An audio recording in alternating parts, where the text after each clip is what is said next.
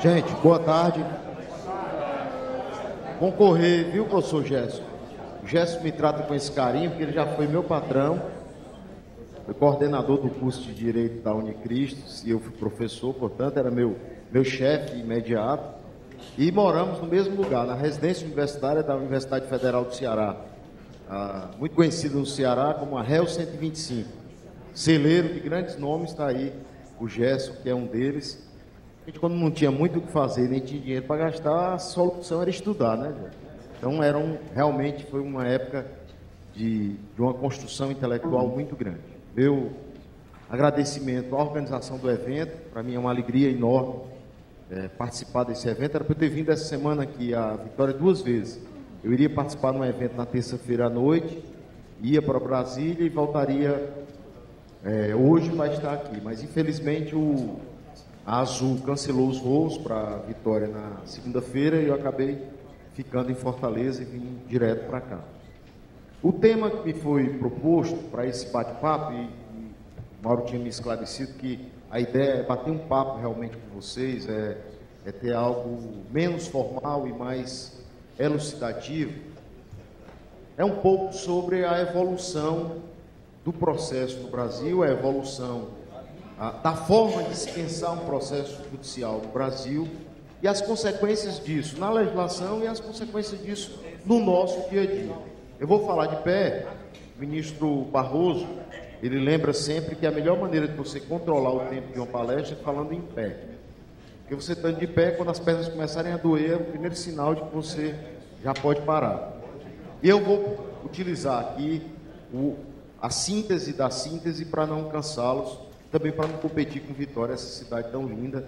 É um mini Rio de Janeiro, né, Gerson? Falava há pouco com o Alan ali fora que é uma Bahia, não sei como chama a Bahia aqui, mas enfim, a cidade é linda e para poder aproveitar. E nessa ideia de bate-papo, eu dando uma olhada no material que recebi do CNJ essa semana, para falar da profissão de oficial de justiça, para falar da evolução da profissão de oficial de justiça, eu acho que nós temos que entender o momento que o Brasil vive, entender um pouco o que vive a nossa legislação e, a partir daí, nós construirmos juntos, talvez aqui, uma ideia do oficial de justiça que se quer, né? Nós vivemos num país que tem um legislativo hoje, no meu humilde entender, estagnado. Eu me sinto bastante à vontade para falar do legislativo, porque tem um irmão que é deputado federal. E meu irmão é médico, foi secretário de saúde de Capuí, que é uma cidade praiana do Ceará. Depois foi secretário de saúde de Quixadá, que é uma cidade maior, a terra da Raquel de Queiroz. Depois foi secretário de saúde de Sobral, que é uma cidade já bem maior, mais desenvolvida. Foi secretário de saúde de Fortaleza, nossa capital do estado do Ceará. Foi secretário nacional de gestão, e volta a por que tanta referência a ele. É um sujeito que tem 40 e poucos livros publicados, inventou 2 projetos, um deles é utilizado em 26 países, que é o Programa de Saúde da Família.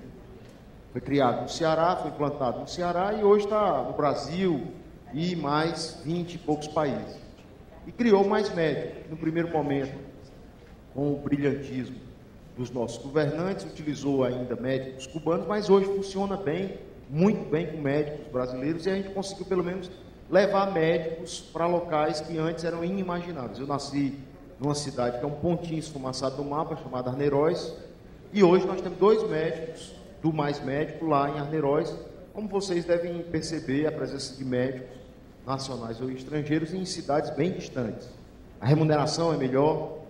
E fiz esse pequeno currículo aqui do meu irmão, do Dorico Monteiro, e o faço aqui, porque ninguém vai votar nele, ou deixar de votar, muito poucos aqui poderiam votar nele, porque tem gente aqui do Brasil todo, mas para dizer que é o seguinte, um homem com um currículo desse, com 40 e poucos livros publicados, professor da Universidade Federal do Ceará, mestrado, doutorado, pós-doutorado, cientista concursado de um dos institutos mais sérios do Brasil, que é a Fiocruz, não conseguiu aprovar um projeto no Congresso Nacional.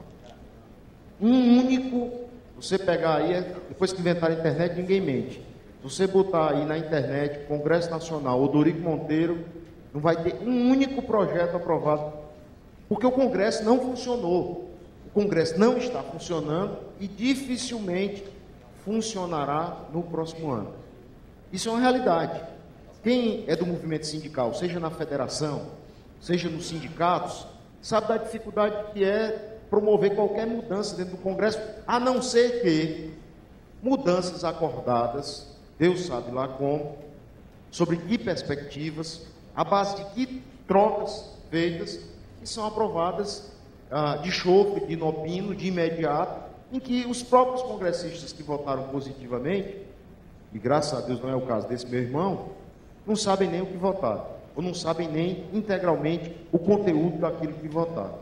E eu digo isso porque o Brasil, ele vive, desde que nós fomos encontrados oficialmente, o Pedro Álvares Cabral, quando o Caminha fez aquela cartinha dele, numa verdadeira gangorra normativa, né? Aquele quadro que é o zeniano clássico, que a gente aprende na faculdade, lá nos primórdios, né?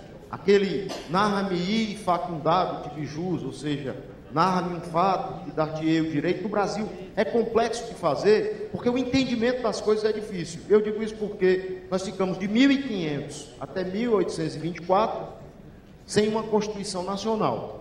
Ou seja, nós éramos um país, mas não eram constituídos como tal. E usávamos a base portuguesa como socorro do nosso processo legislativo, desde a norma maior até aqueles decretos feitos nos lugares mais distantes, ainda nas sesmarias, ainda nas capitanias hereditárias. E aí veio em 1824, nós tivemos a primeira Constituição. É um lampejo, é uma ideia, para quem é professor de Direito Constitucional, pode entender melhor, mas é a ideia de constituição de um país.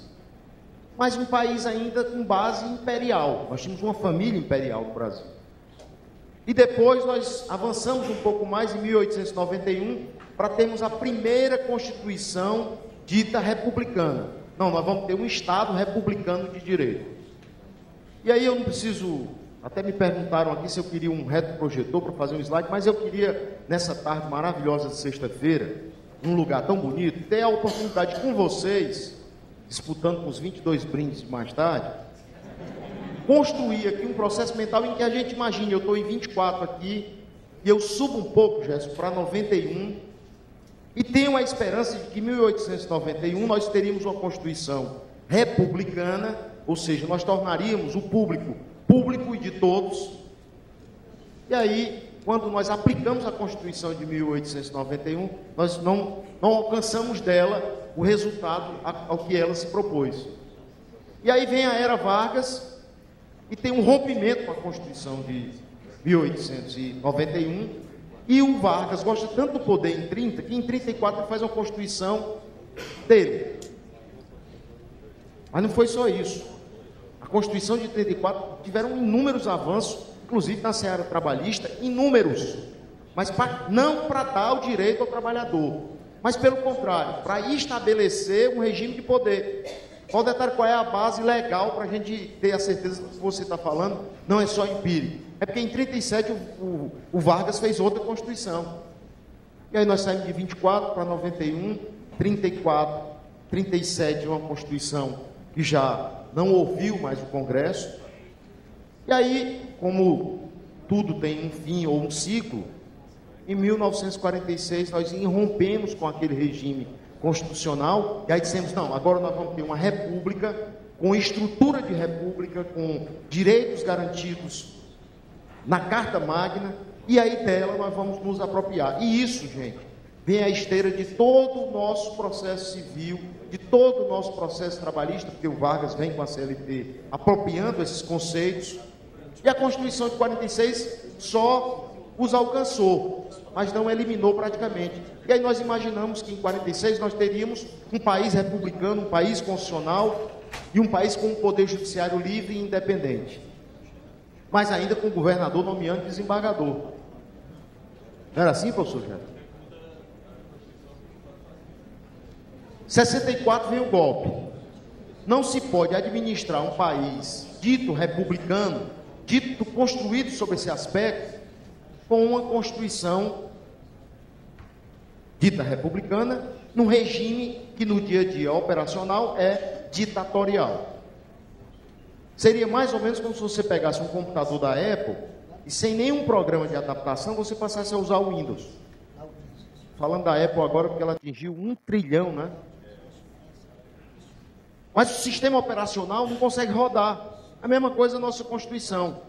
64 com golpe, os militares jamais conseguiriam administrar o país se em 67 eles não fizessem uma nova Constituição e dessem ao país um sistema operacional para rodar no regime ditatorial. Verdade disso, 69, nós tivemos uma nova Constituição. E se você for perceber, é uma gangorra, é um sobe e desce de direitos e garantias. Aí nós viemos de 69 até 1987, a Constituinte de 87, sob um paradigma bem claro. Nós precisamos ter uma Constituição onde todos os direitos e garantias à exacerbação sejam colocados, escritos, definidos. Talvez um dos textos mais longos do Ocidente seja da Constituição Federal sancionada em 1988. Porque nós tínhamos que ter lá, eu acho que quem é oficial de justiça não precisava nem eu comentar, mas é importante dizer, eu acho que ninguém tem dúvida de que a casa é o asilo inviolável do cidadão. Acho que é o único lugar do universo que o João tem coragem de andar de cueca livre e desimpedido, é dentro da casa dele, dentro do quarto dele. Não é isso, João? Eu não entendi, João, essa...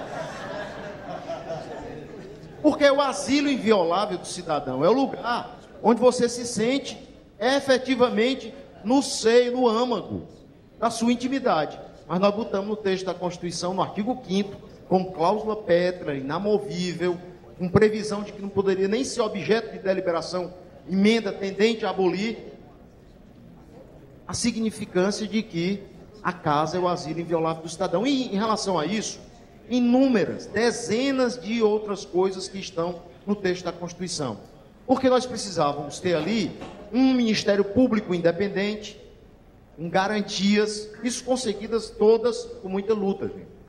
Não se imagina o conflito social que se deu no Congresso Nacional com a Constituinte de 1987. Hoje, que passou, é fácil você entender.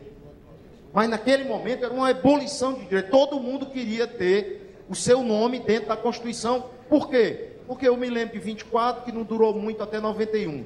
Eu lembro de 91, que não durou muito até chegar a 46. Eu lembro de 46, que acabou rapidinho em 67, e que 67 só durou 2 anos para 69. Então, se eu vou ter uma Constituição dita cidadã, concreta, materialmente viável, eu tenho que colocar nela tudo. Olha, se o Ministério Público não tem colocado em 88 os poderes e garantias que tinham, ele não seria o que é hoje. E vocês duvidam de que a tendência agora é tentar diminuir direito? Ganhe quem ganhar?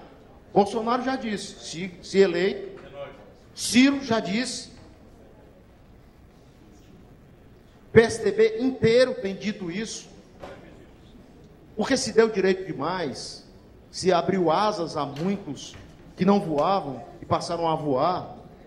Mas isso era o que nós queríamos com a Constituição de 88. E eu digo isso porque se chega em 1988, e aí nós imaginamos que chegamos no Porto Seguro. E a partir dali, a partir daquele momento, como nós tínhamos dentro do texto da Constituição tudo que podíamos ter, tudo que podíamos colocar, nós só poderíamos avançar. E digo isso porque o CNJ é um avanço que vem a partir de 1988. Nós inserimos no artigo 5º da Constituição a determinação de que todos têm direito ao acesso ao Poder Judiciário.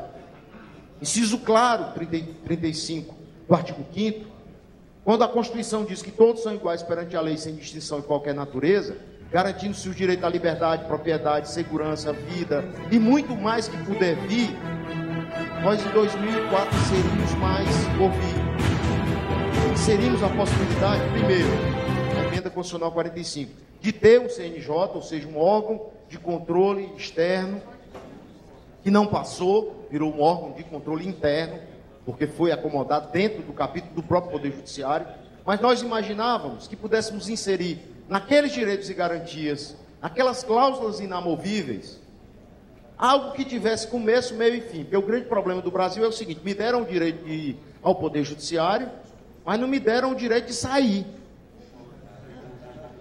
Essa é a verdade. Muitos de vocês sabem bem do que eu estou falando. Eu recebi ontem um magistrado que me mostrou lá. Eu tenho na minha vara 11.100 processos.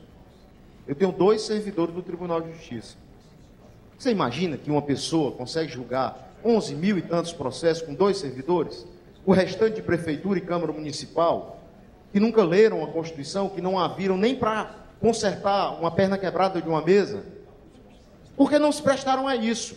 Quando o sujeito faz concurso por um cargo, quando o sujeito desempenha um cargo, ele passa a ter o cabedal de conhecimento para o exercício daquela função. Ora, se eu estava em casa, dormindo, uma prima minha começou a namorar com o vereador. Aí a minha prima disse, arrumei um negócio para ti. Não está fazendo nada, desempregado, balançando uma rede, se for no Ceará. O cara disse, vai para o fórum que tu vai começar a trabalhar amanhã. Ele disse, sim, mas como, em quê? Então vai lá que tu te vira. Vocês têm dúvida de que isso é assim? Não tem. Mas nós inserimos lá na Constituição o tal do fim, o tal da saída da porta, que é o quê? O tempo razoável de duração de um processo. Todo esse arcabouço que eu falo da Constituição, ele é um processo de acomodação que vai levar anos. É uma pena realmente. Eu respeito quem pensa o contrário, o que fizeram no ano de 2017 e 2018 com o Brasil. Porque antes sequer de nós conseguirmos avançar nos direitos e garantias constitucionais que foram previstos em 88, tem coisa escrita na Constituição que nós só vamos usar em 2050, em 2080. São direitos que nós só vamos alcançar com toda a sua amplitude, com todo o horizonte cidadão que ele foi pensado, que nós não conseguimos nem ver, mas alguém já viu e alguém já está querendo tolher de agora. Porque aí você não vai conseguir evoluir o que não tem mais. E, gente, eu fiz esse prolegômeno até um tanto catastrófico para dizer para vocês que nós temos uma obrigação como servidores do Poder Judiciário, como membros do Poder Judiciário. Eu me considero um servidor do Poder Judiciário porque estou emprestado ao Poder Judiciário na condição de conselheiro do CNJ, mas na condição de advogado eu sou membro da comunidade jurídica, sou parte indiscutível e consegui, através do meu povo, botar meu nome lá na Constituição. Tem um deputado do Ceará, chama Mauro Benevides. É talvez a mais longeva passagem pelo Congresso Nacional de um cearense e dificilmente conseguirá ser superado. O Mauro Benevides foi com 18 anos, vereador de Fortaleza, com 22 foi deputado e nunca mais saiu do Congresso, está se aposentando agora nessa legislatura. E contribuiu muito com várias carreiras. Os oficiais de justiça, com certeza, tiveram a mão do Mauro Benevides, que é um cara de visão cidadã. Defensoria Pública, muito deve ao Mauro Benevides. Ministério Público, muito deve ao Mauro Benevides. Era o presidente da Câmara quando foi promulgada a Constituição. Ele e Ulisses Guimarães seguraram ali o leme daquele barco que nós vamos ter uma Constituição cidadã. E um dia desse, o Mauro Benevides me disse, Valdetário, o processo evolutivo da Constituição era tão forte que nós botamos lá no texto da Constituição, por uma emenda do atual presidente da República, eu vou omitir o nome para não revelar posições, mas o atual presidente da República, na época, era constitucionalista, era um homem de bem naquela época. Não estou dizendo que ele não é agora, estou dizendo que ele naquela época era um professor, né, aclamado. E ele colocou o artigo 133 na Constituição e disse que os advogados eram indispensáveis à administração da justiça. E o Mauro Benevides disse para mim que no outro dia recebeu um padre. Aí disse, pois não, recebeu o padre disse, não, eu quero que o senhor bote um artigo de que o padre é indispensável à administração da religião. 2 dias depois foi um engenheiro. Ele disse, doutor Mauro, nós vamos ter que botar um artigo para dizer que o engenheiro é indispensável à administração do cimento, do cal, do ferro, do concreto, da ponte. Por quê? Porque todos queriam ter gravado no texto da Constituição, já que era algo que não era para se alterar com tanta facilidade, seria um texto para séculos, que nós não tivéssemos ali todos gravados. Obviamente que não deu para colocar todo mundo, e aí você vai ter parágrafos em que vão estar albergados todos, só que de forma não nominativa. E eu digo isso, gente, porque chegou a hora de nós, membros da comunidade jurídica, defendermos a Constituição Federal. Se nós não entendermos, eu acho que primeiro eu escolhi isso, porque eu sei que aqui nós temos formadores de opinião, pessoas que lidam com gente. Nós vamos já falar de gente. Porque se nós não defendermos a Constituição agora, muitos irão se mobilizar para dizer, olha, essa história de devido processo legal, ela é relativa, né? Se eu trato alguém já como culpado, e eu sei que é culpado, para que eu vou demorar anos com o processo, trazer custo para o Estado? Para o cidadão médio, ele pensa o seguinte, rapaz, não precisa de processo administrativo para servidor público. Simplesmente o chefe, que se é chefe, já sabe tudo, se é chefe, já é superior, chega e diz, não, é assim como eu quero e acabou, não precisa de processo, porque isso consome tempo, isso consome dinheiro, isso prejudica a máquina do Estado, faz com que o Estado trabalhe de forma mais lenta. Vocês pensam que não tem gente que vai defender essa tese? Já estão defendendo. E nós, como operadores do direito, precisamos, de uma forma bem nítida, bem clara, bem objetiva, ter essa visão de que a Constituição Federal de 88 ainda é o porto seguro para que a gente possa ter um desenvolvimento do país. O Código de Processo Civil, o novo Código de Processo Civil, nosso Código Carioca, do ministro Fux, foi pensado e estruturado para se acomodar a duas situações. Aí nós vamos falar um pouco aqui sobre a carreira do oficial de justiça e a posição do CNJ. Nós já sabemos que o CNJ surge em 2004 como uma forma de organizar o Poder Judiciário, não só dos magistrados. É uma coisa que eu tenho batido muito, João, mas muito mesmo. É para a gente tratar os juízes também como servidores públicos. É engraçado que eu recebo os ofícios lá no gabinete, aí vem um ofício assim, magistrados e servidores. Espera aí, o juiz não é servidor, não? É como se fosse algo fora do fórum. O juiz é uma parte e o servidor é outra. Nós precisamos entender agora que todos são servidores, inclusive eu. O fato da emenda constitucional 45 dizer que eu recebo o mesmo salário que recebe a ministra Carmen, não me torna diferente do servidor público que está do meu lado e que é servidor público que é pago pelo erário. A ministra Carmen tem um ponto que eu acho importantíssimo, porque ela sempre traz à luz esse ponto, de que nós somos servidores públicos. Nós estamos sendo pagos pelo erário para servir ao público. E aí nós vamos, primeiro ponto dessa tarde, é a gente unificar a nomenclatura. Todos são servidores públicos. Quando eu falar aqui de servidor público, eu estou incluindo obrigatoriamente o oficial de justiça, o auxiliar, o técnico, o magistrado. São carreiras diferentes, mas todas dentro do serviço público. Para dizer para vocês que nós temos, sob a jurisdição do CNJ, 91 tribunais e conselhos. Olha que coisa interessante. Nós herdamos a justiça, uma parte, trazida da Europa, com pintadas de nobreza, né? Então nós temos os palácios, Palácio da Justiça, lá no Ceará, é Palácio da Justiça, Palácio do Povo, todo feito de mármore, né? É uma coisa que eu nunca entendi, né? Palácio da Justiça, Palácio do Povo, Palácio do Recurso, né? Como uma espécie assim de chamamento à nobreza. Tanto é que a gente usa aquelas roupas, e até bem pouco tempo, alguns países da Latinoamérica usavam ainda aquelas perucas da nobreza. Todo esse vestimento, todo esse atrativo vem da nossa herança europeia, quando se tratava de justiça. Na Revolução Francesa, muitos dos nobres foram expurgados no Poder Judiciário. E aí levaram consigo toda aquela vestimenta, todo aquele tratamento. Eu estou dizendo isso, gente, para lembrar que o CNJ ele veio para tentar coordenar o entendimento administrativo, talvez seja a feição, a face mais importante do CNJ, é de coordenar uma estrutura de trabalho, de funcionabilidade desses 91 palácios diferentes.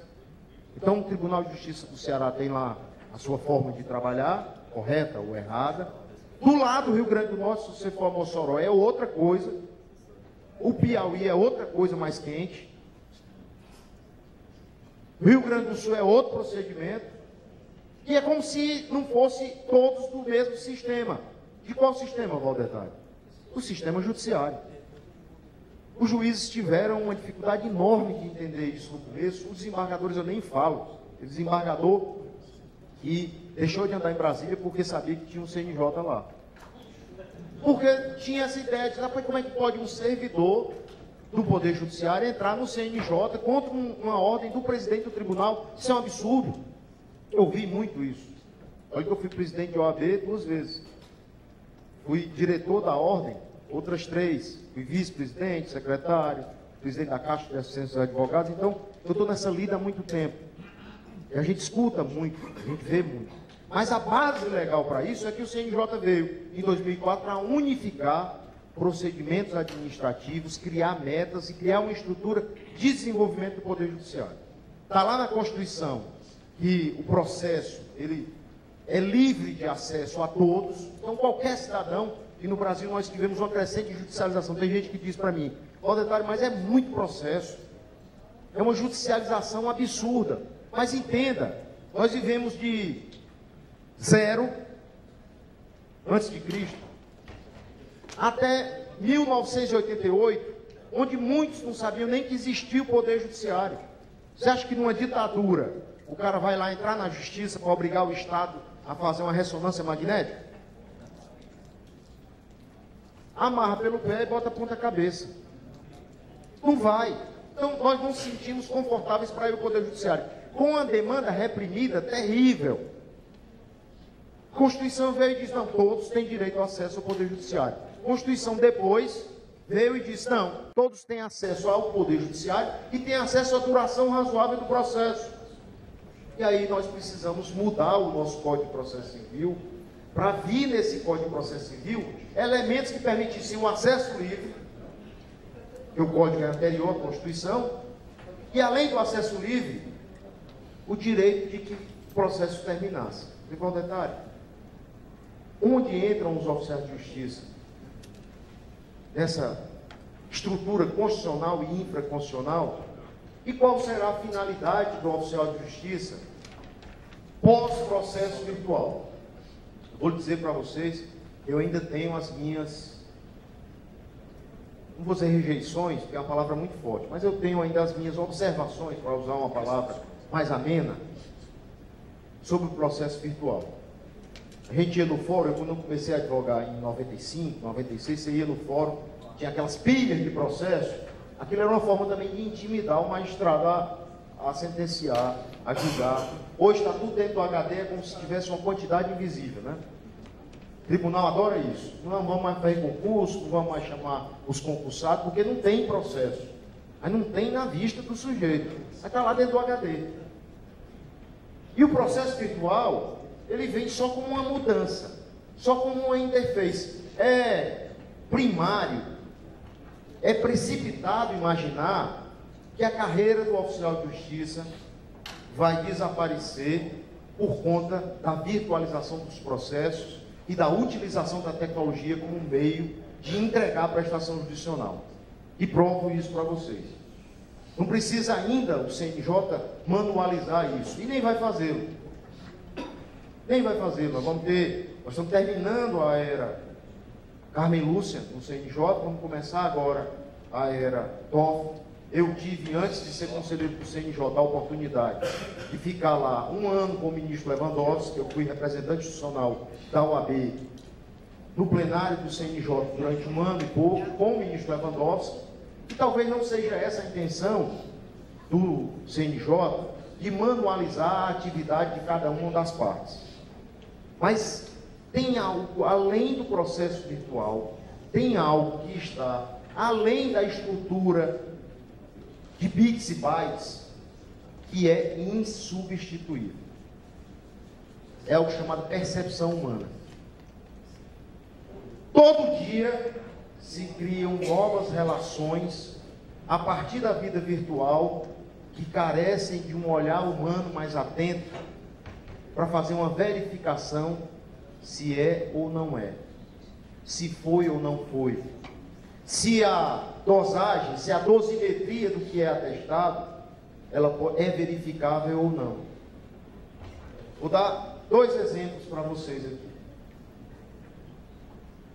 Eu, há coisa de 3 meses, recebi o telefonema de uma amiga e disse assim: Valdetário, tem uma corrente de ajuda que está sendo dada na internet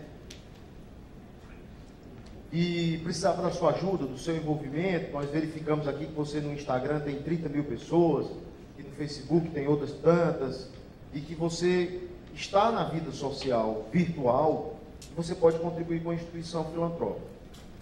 Cheguei em Fortaleza e disse: não, vou lá fazer uma visita.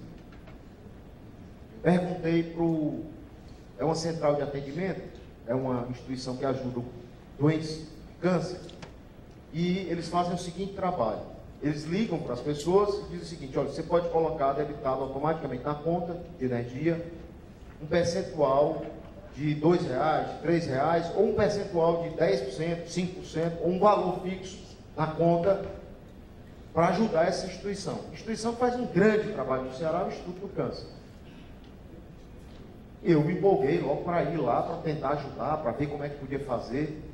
E aí eles me levaram no call center, porque a companhia de energia, ela só pode inserir na sua conta ou um valor fixo ou um percentual, se tiver uma gravação enviada para ela, eletronicamente, e que diga que aquela pessoa foi contactada no telefone dela e que ela disse: sim, eu autorizo a que seja inserido na minha conta um valor de R$5, R$10 ou um percentual da conta para pagamento mensal. Isso é custeio contra o câncer, que é a coisa mais difícil. Aí me veio uma curiosidade. Eu digo: rapaz, se todo mundo aqui está no telemarketing, que é algo distante, né? Eu não sei se vocês já fizeram uma assinatura aqui da NET. Para mim, depois que eu fui morar em Brasília e assinei a NET, eu tenho uma certeza que o melhor antidepressivo do mundo é a NET. O sujeito que usa a NET, ele não consegue cometer suicídio. Porque antes de ele cometer o suicídio, ele já tem 5 ligações. Quando eu voltar com o meu aparelho, tem 3 já. Olha, o plano mudou, tem o combo 1, o combo 2, o combo 3. Eles vendem com a banca.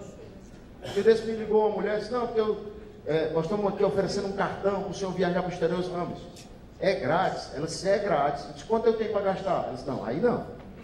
A pessoa está me dando um cartão dizendo que eu vou viajar. Como é que...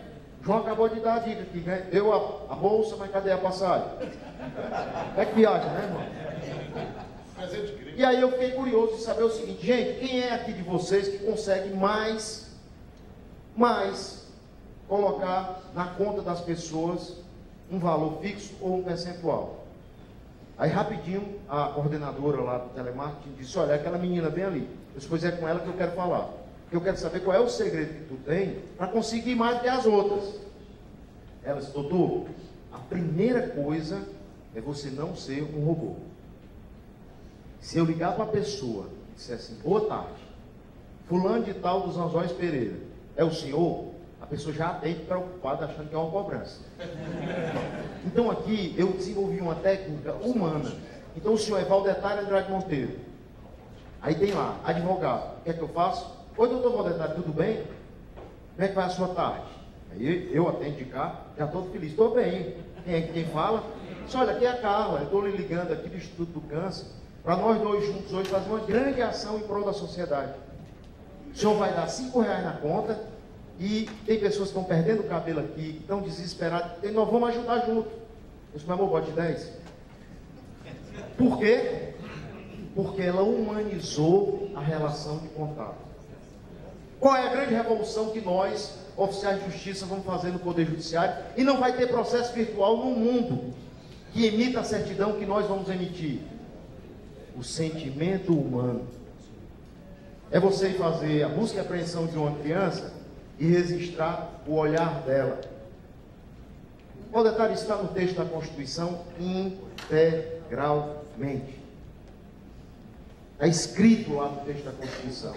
A nossa prioridade é gente. Talvez o grande erro da comunidade jurídica é imaginar você imagina que algumas coisas são pensadas de forma artificializada e geram uma dificuldade enorme de implantação. Esse é o segundo exemplo que eu vou dar.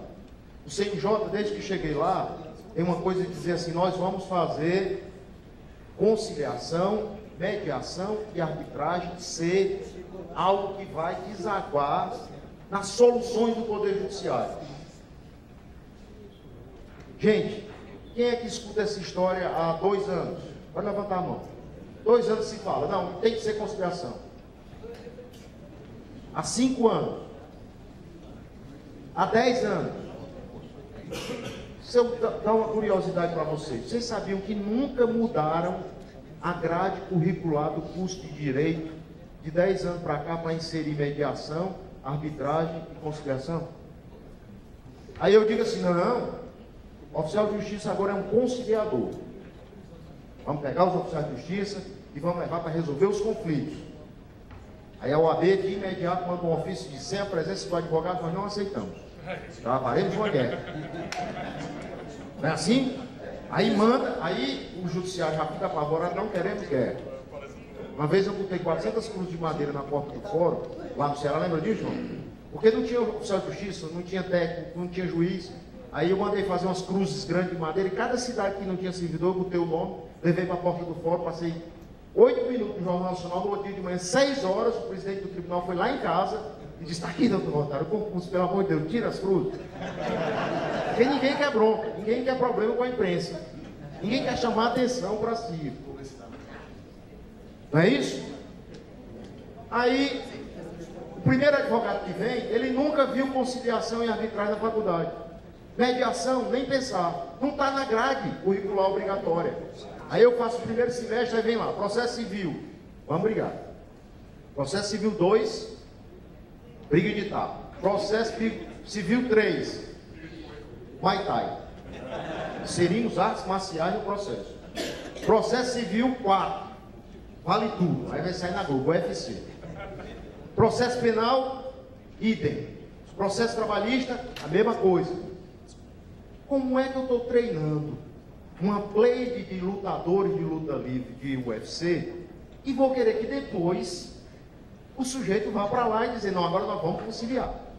Eu passei 5 anos na faculdade e eu vi, o bom advogado é o que sabe fazer o recurso. O bom advogado é o que leva ao extremo do Supremo Tribunal Federal a briga da galinha Titi. A galinha é minha ou é tua? Antes de tomar o caldo, nós vamos levar para o Supremo para poder todo mundo pegar na pena da galinha. É assim, gente. É dessa realidade que nós precisamos entender, é dessa realidade que nós precisamos falar. Então nós primeiro precisávamos ir ao MEC, mudar a grade curricular, que o velho professor Gerson, coordenador de várias faculdades, um dos professores mais queridos do meu estado, eu tenho orgulho de dizer isso, porque efetivamente o é, e sabe do que eu estou falando. A grade curricular diz, vá para o campo, vá para o bom advogado é o que não deixa acabar a causa. Enquanto nos Estados Unidos eles morrem de medo de processo, chega a primeira reunião, o cara diz, ó, o processo vai durar 20 anos. Vixe, as partes voltam tudinho, se escondem no banheiro, ficam ali cochichando, vamos fazer um acordo, vamos fazer um acordo. É, filme americano é useiro e vezeiro em mostrar isso, mas é a realidade americana. Por quê? Porque tem um custo, tem um dispêndio para o Estado, tem o medo da prisão. Aqui no Brasil não, o bom profissional, né, se você for ver essas séries da Netflix aí, os homens de terno nossos são os caras que conseguem chegar no Supremo, voltar depois para a primeira instância e ir ao Supremo 3, 4 vezes. Eu estou falando de 20, 30 anos. Esse é o segundo exemplo que eu queria dar a vocês de que às vezes a virtualização ou a idealização de um projeto, ele carece de um sentimento mais prático, de concretude, de executibilidade. E onde entramos nós, que somos a fé pública do Poder Judiciário? Quem é que tem fé pública para atestar no Poder Judiciário? Oficial de Justiça. Então, o caminho e a visão, o meu humilde entender, para essa atividade, a atividade que é tão cara à Justiça e que é tão necessária, esse mesmo processo, esse mesmo juiz, dos 11 mil processos, vou dizer a cidade, chama Beberibe, que é uma cidade linda do Ceará. Sabe quantos oficiais de justiça tem lá, João? Perguntei, lembrando que vinha para cá. Sabe quantos tem? Um. E o tribunal mandou um ofício dizendo que é um absurdo que o oficial de justiça não cumpra os mandados todos. Eu não sei se o oficial de justiça pediu emprestado a fórmula do Flash, né? Aquele seriado televisivo, que o sujeito sai correndo para lá e para cá e não cansa nunca, não para nem para comer um sanduíche. Então, a net, falo já, olhando ali no telefone, ele ligando. Combo 1, combo 2. Então, gente, nessa construção, nesse arcabouço jurídico que nós temos, nós precisamos pensar a atividade jurisdicional não como algo mecanizado para a entrega da prestação jurisdicional. Porque quando eu penso, não, eu cumpri a meta A, eu tenho que cumprir a meta B, e só colocando a ideia de que o volume, o número que vai ser alcançado é a solução, eu esqueço no meio do caminho da pessoa.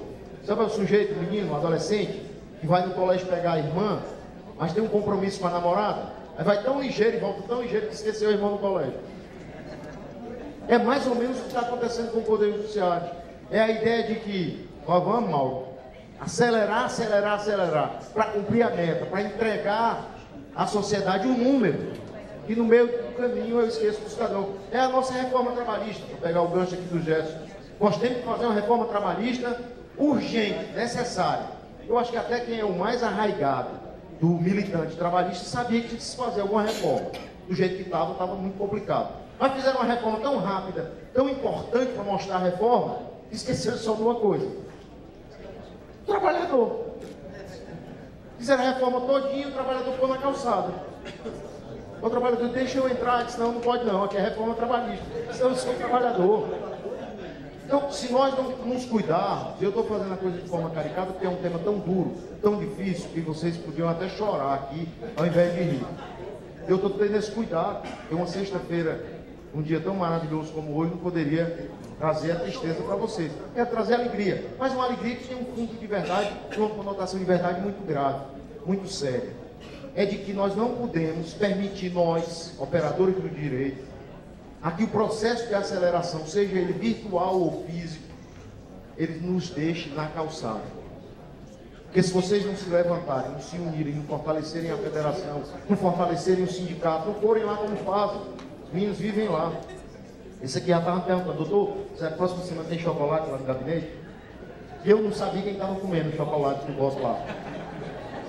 Se você não for lá fazer pressão, se você não tiver atitude para buscar o seu reconhecimento, o que é que vai acontecer? Eles fazem a reforma e deixam vocês tudinho lá na calçada. Você vai, cadê o oficial de justiça? Você não passou a lei do oficial de justiça. Não, mas eu sou oficial, eu quero pegar, eu quero entrar.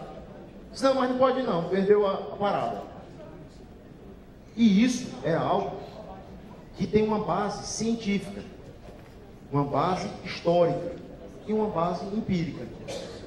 De 24 para 91 isso aconteceu, de 91 para 46 isso aconteceu, de 46 para 34 isso aconteceu, de 34 para 37 aconteceu de novo, de 37 para 67, de 67 para 69, e nós estamos exatamente num momento crucial, e se nós não atentarmos para isso, de uma revolução silenciosa, que são as mais perigosas, né? E tomar o rumo da entrega da prestação jurisdicional e nos deixar de fora da discussão e fora dela. Isso está acontecendo um pouco com a advocacia. Se vocês perceberem, se perdeu o controle. Nós temos hoje, a sorte é que nem todo mundo quer ser oficial de justiça. Às vezes quer ser oficial de justiça, mas não tem o menor traquejo para aquilo, não tem o menor dom para aquilo, não tem vocação nenhuma. Porque senão nós estamos perdidos, porque Faculdade de Direito, só o governo Temer, em 2018, falei o nome da desgraça, peraí. Só o governo atual, hoje, só o governo atual, já liberou quase 1.200 cursos de Direito, Jesus. Em número de vagas. Ou seja, no Ceará, não aumentou tanto assim o número de cursos, mas, por exemplo, a Unifor teve dobrado o número das vagas. A Estácio teve dobrado o número das vagas. Sabe quantos?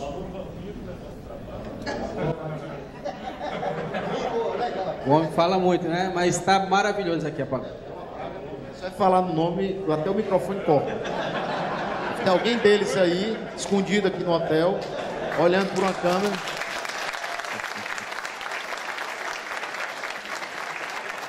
Deve ter alguém deles escondido aí, olhando por uma câmera. Corta o microfone do infeliz. Mas, enfim, essa forma de imaginar as coisas é algo que pode, ao mesmo tempo, dar uma grande contribuição ao país, como pode, no momento em que estamos vivendo, trazer um retrocesso significativo, por falta de solidez e de compreensão. Você bota mais. Nós hoje temos que, já no exercício da advocacia, número de semana passada, 1.202.000 advogados inscritos na OAB. 1.202.000 inscritos. Tem mais quase 800.000 acadêmicos de direito. A nossa sorte é que, como disse, nem todos têm vocação. Às vezes o sujeito diz assim: rapaz, eu quero, o que é que você quer para a sua vida? Eu disse: não, eu quero um emprego de 20 mil. Disse: mas para que é para fazer o quê? Não, não quero saber o que é, eu quero 20 mil por mês.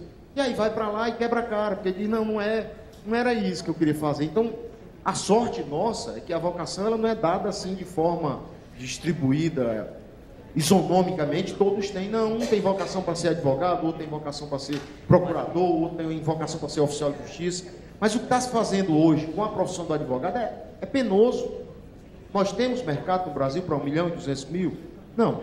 Isso vai gerar uma judicialização absurda, porque se 1.200.000 foi treinado de per si para ir para o confronto, não é para conciliar. E aí depois se vai criar algo para diminuir o direito dos advogados, porque diz que é tanto advogado que é direito demais. E aí se perdeu o bonde.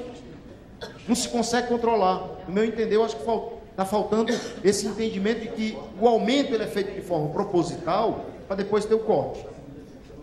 O processo virtual, uma vez o sujeito chegou para mim, lá no começo do processo virtual, o ministro César Asfon Rocha estava fazendo a virtualização do processo do STJ. Foi o primeiro tribunal do Brasil que foi 100% virtualizado. E eu fui fazer uma visita para conhecer. Eles utilizavam uma coisa muito interessante, que eram cegos no tratamento dos processos antigos, porque a sensibilidade é muito mais exacerbada, e aí eles usavam para ver as páginas, e é uma coisa linda. Lá eram 40, 50 pessoas com deficiência visual, umas de 100%, de 80%, 50% de deficiência na visão, fazendo o tratamento para ir para os scanners. Aí o técnico de informática chegou para mim e disse: olha, doutor, daqui a 5 anos no STJ nós vamos ter 20% dos servidores, porque tudo o computador vai fazer.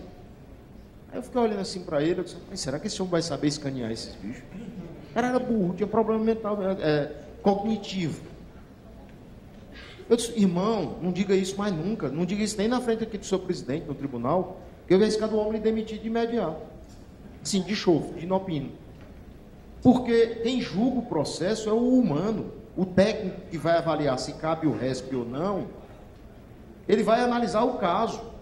Você pode ter a súmula que tiver, mas vai ter um caso que carece de uma interpretação diferenciada, porque ele não se enquadra na súmula. Se fosse assim, não era humano. Você bota 40 pessoas numa sala dessa aqui, tranca a porta e venha daqui a 1 ano. Olha, um já arrombou um buraco nessa parede aqui e conseguiu fazer um respirador para o outro lado, o outro subiu no forro, muitos já procriaram. É ou não é? Agora vamos lá. Nós vamos deixar 40 cadeiras dentro desse auditório e vamos voltar daqui a 1 ano. As cadeiras vão estar fora do lugar? Dificilmente. Se não tiver um ser humano, elas vão estar empoeiradas. Podem até algumas estarem se deteriorando, mas todas estarão no mesmo lugar. Daqui a 1 ano, aguarde o livro que aqueles meninos vão escrever naquela caverna. O que os meninos fizeram na caverna, trancado esse tempo, vai ter coisa lá que vocês vão duvidar que os meninos fizeram. E só não fizeram mais porque não tinha equipamento, senão ia para a lua. Porque é humano. Então, não é a virtualização, não é a colocação do processo dentro de um HD, processado por um sistema, que vai tornar a entrega da prestação jurisdicional algo mecanizado. Não é. E isso vai, e talvez, se a minha passagem por aqui tiver alguma serventia, e não creio, mas se tiver, é a de dizer, gente precisa de gente. E é assim que está expresso no texto da Constituição, quando diz que todos nós somos iguais, perante a lei, sem distinção de qualquer natureza. Quem pode classificar se há distinção e se a distinção deve ser imposta, até para nivelar, tratar diferentes, pessoas diferentes, para que possam ter direitos iguais, isso vai depender única e exclusivamente de nós. Muito obrigado e muito obrigado pelo convite.